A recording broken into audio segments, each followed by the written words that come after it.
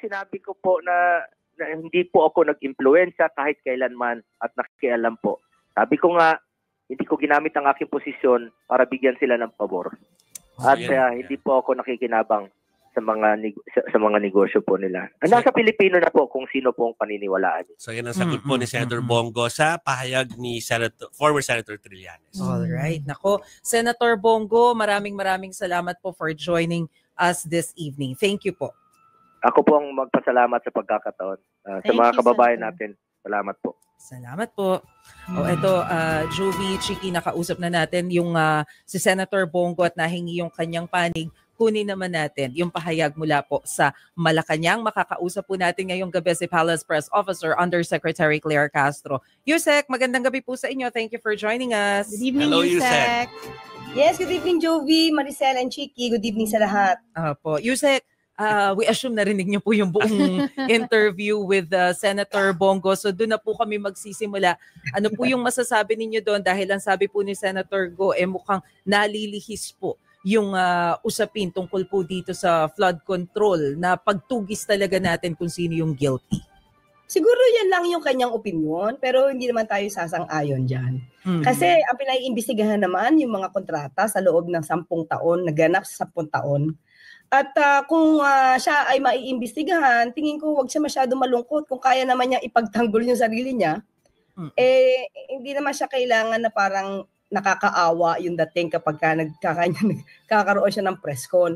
Tanggapin lang niya. Di ipakita na lang niya kung ano yung resibo meron siya para, he should not be using this parang appealing to the emotions. Sa bagay, Yusek, kung ang Pangulo at saka si Vice Presidente, sila nga confident, di ba?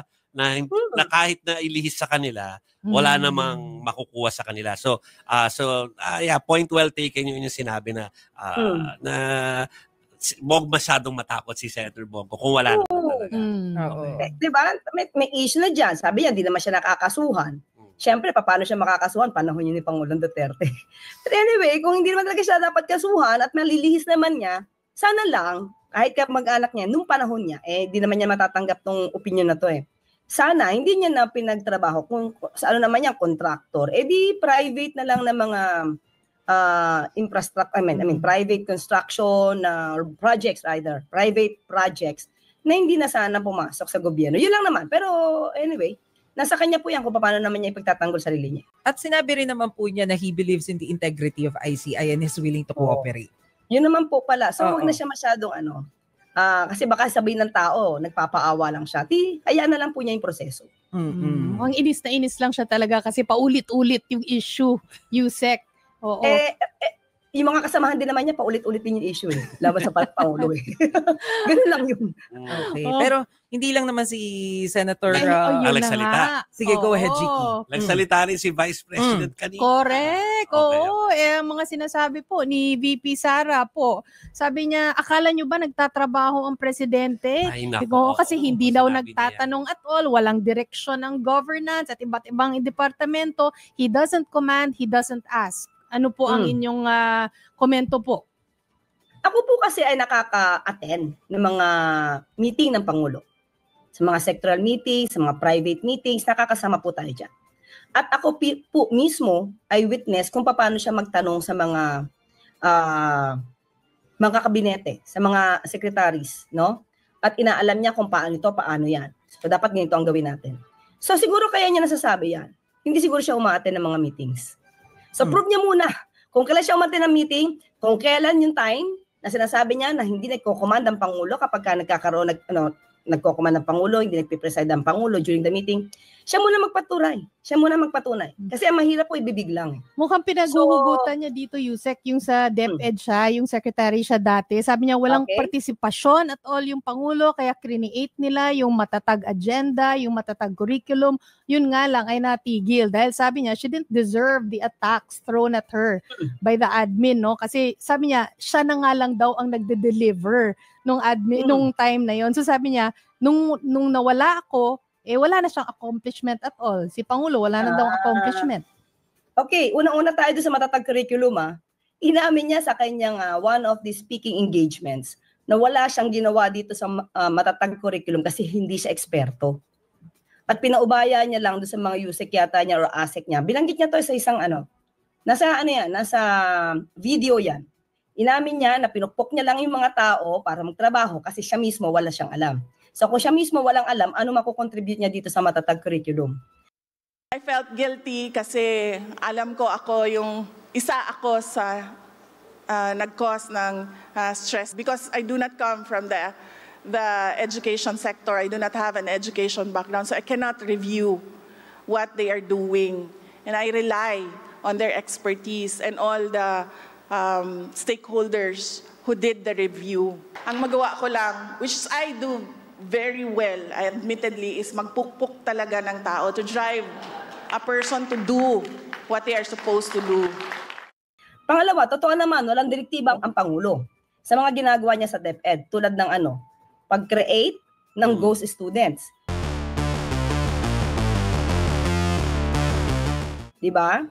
Yung laptop na hindi makuha-kuha sa yung 1.5 gadgets and materials, school materials na hindi kinuha sa warehouse ng ilang taon, pinabayaan niya lang doon. Hindi po direktiba ng Pangulo yan. At yung mga anomalya, yung mga bulok na pagkain, mga inaamag na pagkain na dineliver pa yata sa mga estudyante kasi na-deliver, nakita bulok eh. Hindi po direktiba ng Pangulo yan. Tama po siya. Yung ginagawa po niya talaga sa DepEd at the time na sekretary siya, hindi po yan direktiba ng Pangulo dahil hindi po ganyan mag-uutos ang Pangulo ng ganyang kapalpakan.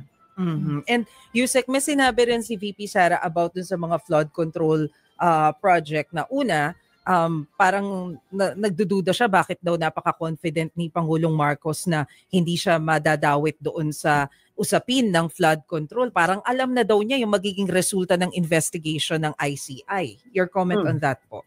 So, sinabi niya, hindi din siya madadawit. So, alam din pa niya yung magiging resulta ng investigasyon ng ICI. Ibabalik ko lang sa kanya yung tanong. Ang Pangulo, siya nagpa-imbestiga. Siya nag-open ito para maimbestiga ng malawakan. Eh sila, ano bang pinaimbestigahan nila? Yung sarili nga nilang anomalya, hindi nila maisiwasiwalat sa mga tao eh. Mm-hmm. So, kung sasabihin niya na siya ay hindi sure siya na hindi siya madadawit, o saan niya kinuha yon? May bolang kristal ba siya? Okay. Although, sinabi rin niya na hindi rin siya magtataka kung idamay-may yung pangalan niya kasi parang gano'n na daw yung nangyayaring tahi sa kwento eh. Sinasama na raw si Senator Bongo ngayon, PRRD, tapos baka siya na. Ang hirap kasi, ang kay Vice Presidente, puro kasi siya speculation. Wala nga siyang karisi-resibo eh. So, mahirap sumagot sa mga kwento niya nang wala akong makitang connection. Kung madadawit siya at kung may ebidensya laban sa kanya, edi sagutin na lang niya. Kung hindi naman siya madadawit, edi good for her. Bago natin tanungin si Yusek Claire dun sa, dahil na-mention din siya ni VP Sara. VP Sara kahapon. Pero before yon, isa pa sa mga naging pahayag po ni VP Sara kanina, no, Yusek Claire, ay yung, i-quote ko na siya, insecure, takot at paranoid daw ang administrasyon kaya pinapalabas na distab plot ang mga kilos protesta at kritisismo sa kanya. So yun muna before tayo pumunta sa inyo, Yusek Claire. Unang-una, nakita naman niya yung mga maisog. Kasama naman siya dyan, party siya dyan eh. Paano bang sigaw? BBM resign. Maliban doon, di ba? Puro paninira sa Pangulo. They are showing hatred, no, against the president and against the government. Party yan eh, ng destabilization. Inuunti-unti nila. Sinisiraan nila ng Pangulo, si start, unti-unti, hanggang sasabihin nila BBM resign. So wag niyang kalimutan, nagsalita siya sa kanyang talumpati dito sa Netherlands. Sinabi niya sa mga taong nakikinig sa kanya, lahat tayo dito, gusto natin palayasin ang Pangulo sa kanyang pwesto. For what? Sino ba makikinabang pagka umalis ang Pangulo sa pwesto? Di ba siya? So ano ibig sabihin? Ang dami nagbabanta sa buhay ng Pangulo. Pinigilan ba niya? Siya rin pala nagbanta sa buhay ng Pangulo. Kaya hindi naman niya pitigilan yun. Pero, Yusek, bukod dyan, kasi parang 3 sunod-sunod na araw na nagsalita si VP Sara. Kahapon, tinanong siya about yung paniniwala niya, pananaw niya about your qualification sakaling kayo yung talaga bilang Justice Secretary kapalit ni Secretary Remulla. At ang sinabi niya doon, hindi niya kayo kilala, hindi ka naman magaling na tagapagsalita. Ano po masasabi ninyo doon, ma'am? Okay. Hindi niya ako kilala. So bakit siya nagsasalita against me? Kung di niya ako kilala, so dapat wala siyang sinasabi against me. Saka worried ba siya na kung ako man na magiging SOJ? Diba? Ano bang kinakatakot niya? Bakit gano'n yung paninira niya sa akin? Well, anyway, kung hindi siya naniniwala sa akin at ayaw niya ako magsalita, affected ba siya sa mga sinasabi ko? Diba? Yung affected ba siya? Kaya kahit hindi niya ako kilala, parang ang dami niyang alam tungkol sa akin. Ano yun, stalker? So ikaw ba ang susunod na SOJ, Yusek? Hindi. Kaya wag siya mag-alala. Hindi ako nag-apply for the position. Mako-cover mo pa si Yusek. Kasama pa natin. Tanungin nga pala natin si Yusek kasi bumaba yung ratings ni PBBM. Trust ba yon? Trust ratings yung sa SWS. Ano po sa tingin nyo, Yusek, yung naging dahilan? SWS and Pulse, no? Both na yung naglabas. Pareho na naglabas, Yusek. Right? Trust and performance. Today daw yung Pulse, Yusek. Di ba? Yung Pulse Asia. Diba? Ano po ang sa tingin nyo or ng Malacanang ang dahilan po? Pulse Asia yun eh. Siyempre natawa lang ako doon, Yusek Claire. Okay. Again, di ba? Ang Pangulo naman, sabi nga natin, kahit anong numero yan, tumaas, bumaba yan, basta nakikita natin na talagang puspos ang trabaho ng Pangulo. Alam naman ng mga miyembro ng MPC yan eh. Talagang siksik-lig yung schedule ng Pangulo. Para mahirap kasi na magpapa-apekto ba ang Pangulo sa numero? Hindi po magpapa-apekto ang Pangulo sa numero. So, tuloy-tuloy lang po ang trabaho. Mataas, mababa, tuloy pa rin po ang trabaho ng Pangulo. Yusek, pahabol lang makahingi lang po kami ng statement about dun sa mga diskaya na sinabi nila na hindi na sila makikipagtulungan doon sa investigation. Gaano po kalaking setback ito? Kung magiging setback man? Kung hindi sila makikipagtulungan, most probably, hindi lang naman sila ang sole witness na pwede magbigay ng mga impormasyon na kakailanganin ng ICI. So, kung hindi naman sila lang, at meron pang mas matibay na mga magbibigay ng mga ebidensya, no, mga witnesses na magbibigay ng mas matitibay na ebidensya at maipipinpoint talaga kung sino yung dapat na mapanagot, tingin ko hindi naman sila magiging kawalan. Papanoorin lang natin ang mga vlog ni Yusek mamaya. Pag-uwi natin, mag-take na tayo. Yusek, marami pong salamat for joining us this evening. Salamat, Yusek. Maraming salamat sa inyong tatlo, Chiki, Maricel, and Jovi. Salamat po. Thank you. Salamat po, Yusek Claire Castro. Okay, so yun po ha.